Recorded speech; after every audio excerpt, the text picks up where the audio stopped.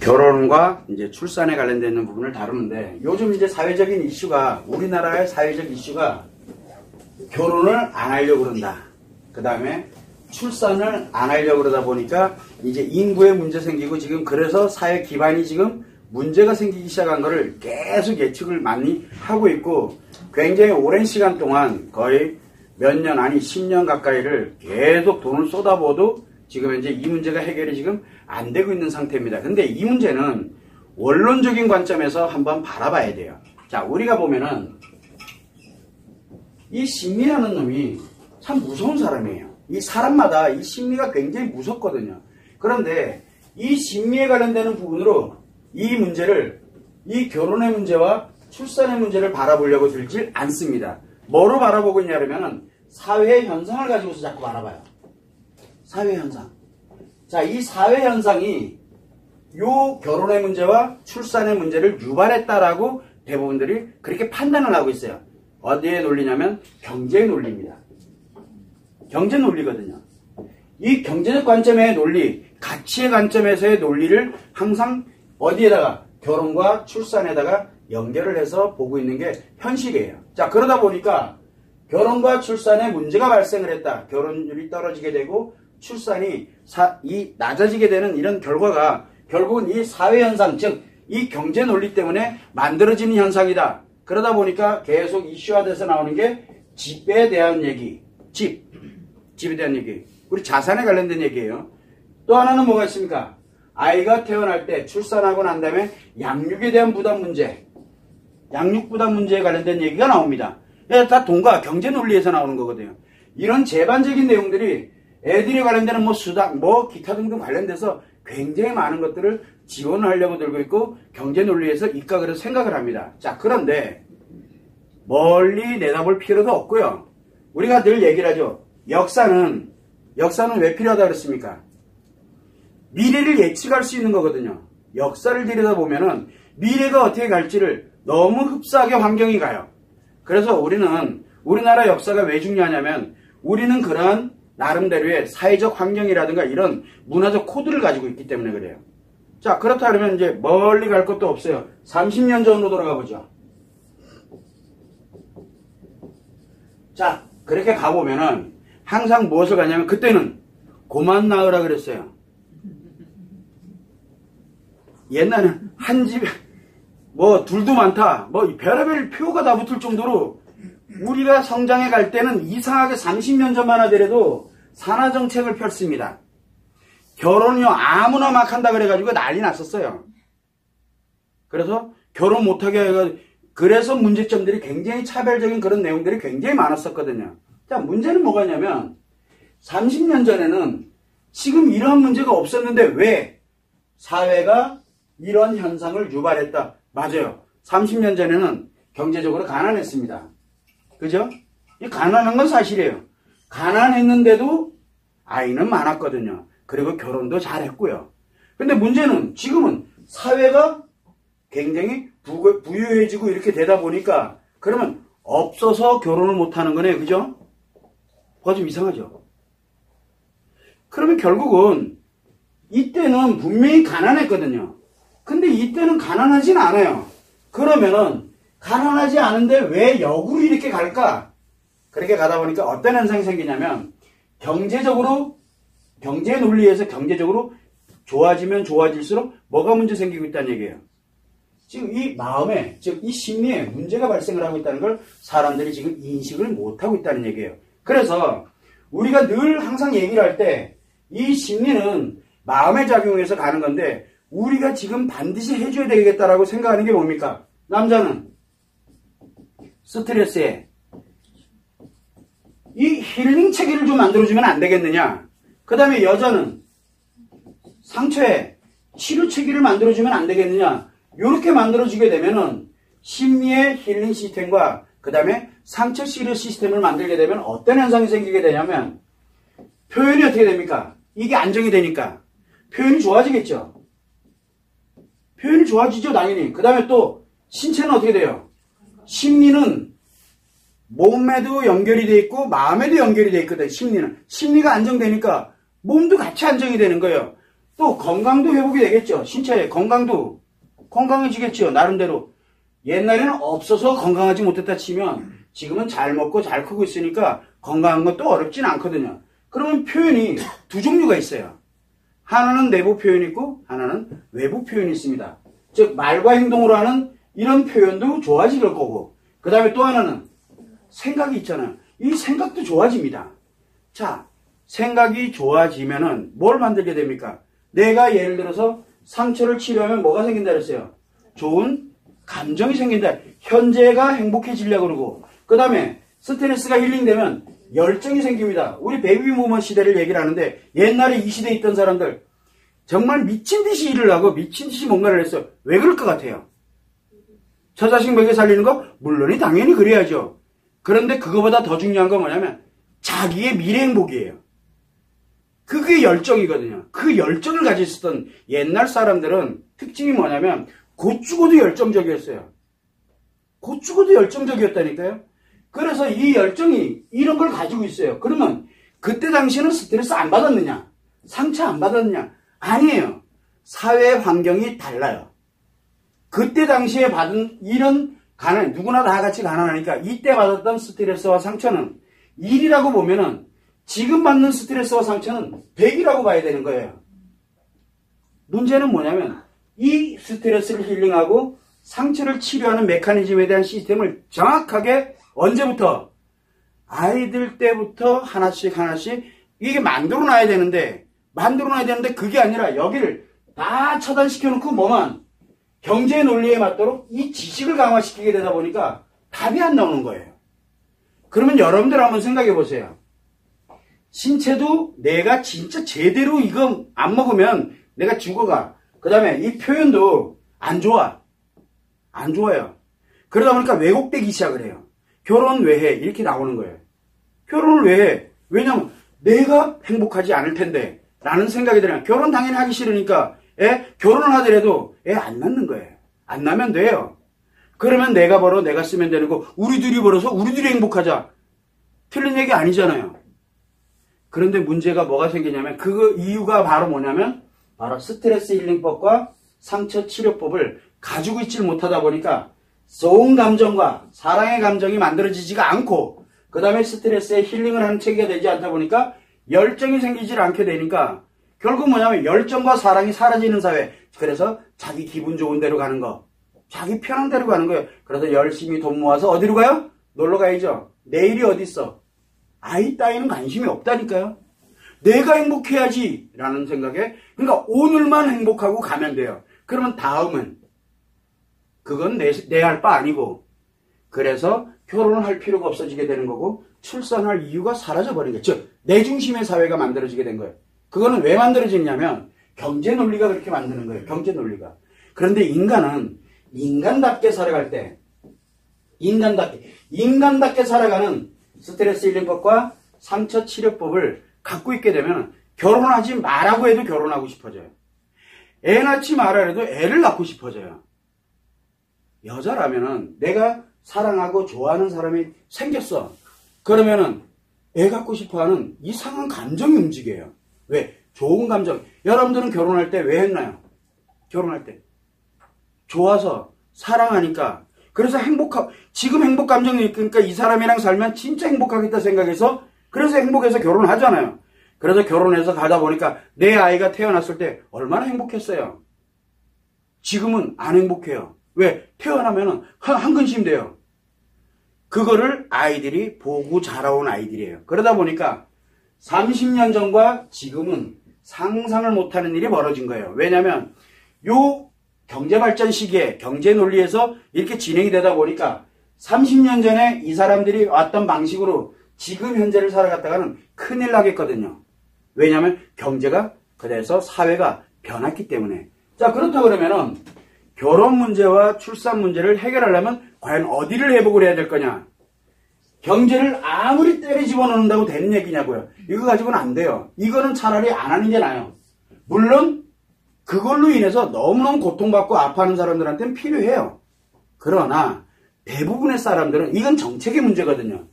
방향의 문제라고요. 그럼 뭐를 회복해야 되냐면 이 사람들이 갖고 있는 이 심리를 회복을 해야 돼요. 자, 그래서 스트레스 힐링법과 상처 치료법을 남자에게, 여자에게, 누구에게나 넣어놓게 되면은 이제 그래서 다시 한번 회복을 해서 결혼을 하고 싶어지고 아이를 낳고 싶어지고 왜? 너무 행복하고 너무 사랑스럽고 좋으니까. 그거를 만들어줘야 돼요. 그래서 한번 물어봅니다. 요즘 사람들도 그렇죠. 이 논리 가지가 안 가는 사람들이 의외로 또 아직은 있습니다. 아직은 결혼을 하고 아이를 낳고 그거를 굉장히 행복하게 생각하는 사람들이 의외로 많아요. 그럼 그 사람들이 미쳐서 그렇게 되나? 미쳐서 그런 거 아니에요. 뭐가? 심리가 건강하기 때문에 돼요. 심리가.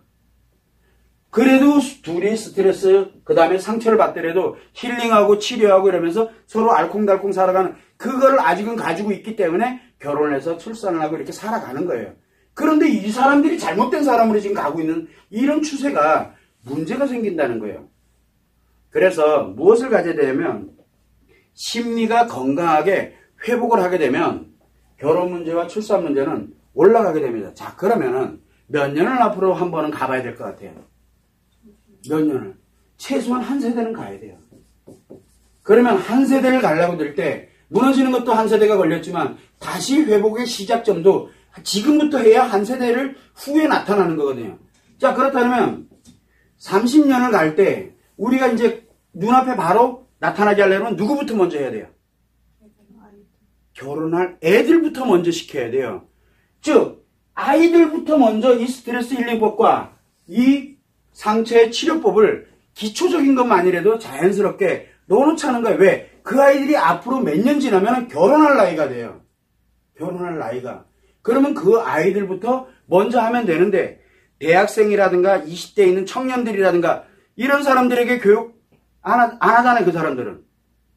그 사람들은 안 한다니까. 누가 시킬 거예요? 강제적으로 오라 그래서 안 온다니까요. 그것도 스트레스 받아요. 그럼 더 엉망돼요. 그러니까 거기는 손을 못 대겠고 그래서 그 다음 단계로 들어가 있는 게 뭡니까? 바로 우리 청소년들이에요. 미성년들이라고 표현하는. 그래서 우리가 뭘 갖고 있냐면 마더 테라피라는 걸 오픈했던 궁극적인 이유가 바로 그때 그 아이들부터 먼저 회복해 놓고 그 아이들부터 앞으로 향후 30년을 해서 아니죠. 10년, 20년 그 아이들이 10년, 20년 지나면은 그 아이들이 결혼을 합니다. 그 아이들이. 그래서 먼저 결혼할 그리고 출산을 할 요 대상에 여기부터 먼저 시작을 하고 그 다음엔 어디를 해야 돼요? 그 다음엔 첫 번째는 이렇게 먼저 시작을 하고 그 다음에 해야 되는 게 이제 당사자들이에요. 이제 이렇게 돼서 만들어졌어. 아이들이 이렇게 돼가고 이러니까 그러고 나면은 그거를 양육을 하거나 뭘 하거나 하는 주변 사람들 모두 이렇게 가듯이 바로 그때 뭘 하냐면 이제 여기는 10대에 관련되는 부분 쪽으로 진행한다 손치고 10대 미만이라고 보면 되는 거죠. 그러면 여기는 이제 그 다음에 20대에서 30대를 이렇게 가고 이런 식으로 만들어져 가야지만 밑에서부터 올라와야 돼요. 밑에서부터. 그래서 이 앞으로 목표를 향해서 가고 진행을 해나가면 다 필요 없어요. 스트레스 힐링과 상처의 치료에 관련되는 메커니즘 그렇게 어렵지도 않아요. 이 메커니즘을 아이들에게 또는 사람들에게 만들어주게 되면은 결혼과 출산율 말 안 해도 자연스럽게 갑니다. 이거를 경제적 논리에서 만약에 이거를 카바를 해가지고 진행을 해야 되겠다. 이번에는 100원이 들었어. 다음에는 얼마를 집어넣어야 돼요? 200원 넣어야 돼요. 조금 있으면 300원 넣어야 돼요. 그러면 예를 들어 만약에 300원 들어가던 사람한테 도저히 이제 돈 없어서 못하겠다. 100원만 주면요. 이 사람요. 그냥 그때부터는 감당 못합니다. 경제적 의존성을 만들어주면 절대 안 돼요.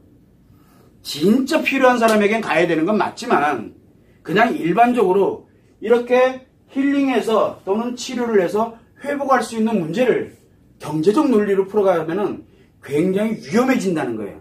사회 현상은 경제적 논리만을 가지고 가서는 절대 안 돼요. 우리는 거기에 가장 중요한 게 바로 이 심리거든요. 이 심리는 단순하게 심리학만을 가지고 가는 게 아니라 심리는 여러 가지가 복합적입니다. 철학이 됐던 사상이 됐던 우리가 인문사회가 관련되는 게 이게 왜 중요하냐면 바로 그 모든 것이 요 심리를 지탱하는 힘이거든요. 이게 무너진 거예요. 이게 지금. 대학도 그렇고 지금 다 무너졌어요. 물론 회복한다 그러면서 뭐 이것저것 얘기를 하는데 그건 다 눈에 보이는 거. 내일 당장 이게 눈에 보이는 것만 지금 가지고 가고 있거든요. 그걸 해가지고는 답이 안 나옵니다.